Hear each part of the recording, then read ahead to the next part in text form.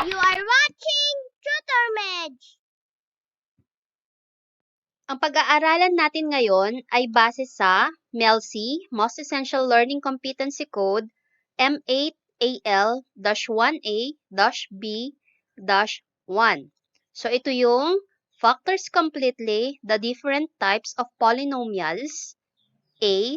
Factor the difference of two squares.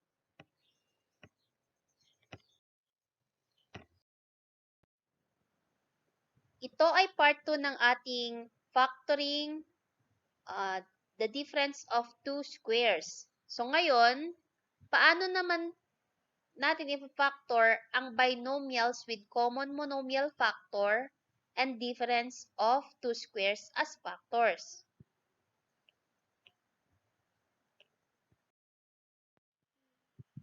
Paano kung meron tayong 45x square minus 245?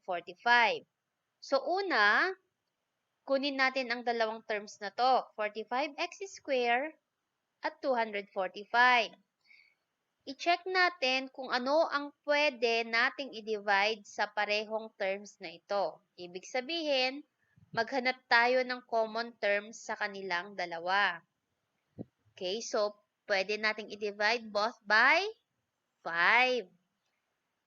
Ngayon, tingnan natin kung anong matitira kung i-divide natin ang 45x square sa factor na 5. Okay? So, meron tayong 9x square. Sa 245 naman, divide it by 5, meron tayong 49. Ngayon, ilatag na natin ito sa ating factor. Ang 45x square minus 245 ay equal to the common factor 5 times the quantity 9x square minus 49. So, meron na tayong difference of two perfect squares na factor. Ngayon, kunin na natin ang square root ng ating 9x square. So, ito ay 3x. So, ilatag natin yung dalawang 3x. Ganon din si 49. Ang square root ng 49 ay 7. So, ilatag din natin para makabuo tayo ng dalawang factors. Ngayon, dahil difference of two perfect squares ito, ang isang factor ay may operation na plus, ang isa naman ay minus. So, either way, pwede silang magkabaliktad. Pwedeng mauna yung 3x plus 7, pwedeng mauna si 3x minus 7.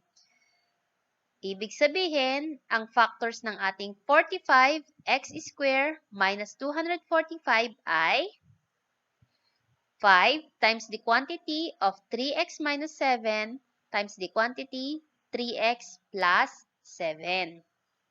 Naintindihan ba? Ngayon, subukan natin ang iyong pagkatuto. It's quiz time! Hanapin ang factors ng 72m square minus 32. Time starts now!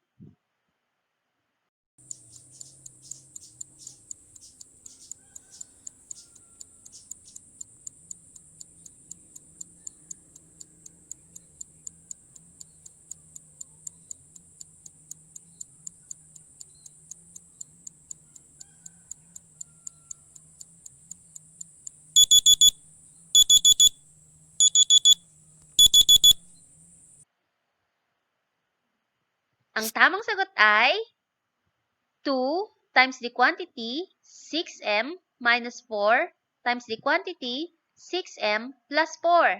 Nakuha mo ba? Congratulations! Hanggang sa muli! Happy learning!